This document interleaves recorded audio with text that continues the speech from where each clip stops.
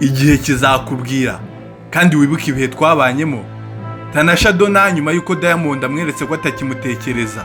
Umuhanzikazi Tanasha Donna wanditse izina rikomeye muri Afurika y'Uburasirazuba kubera kuba yarabaye umugore wa Diamond Platnumz, agenda yerekana amagambo y'amaganya yo gucyurira nyuma y'uko Diamond asibye amwe mu mafoto ye n'umwana we babyaranye.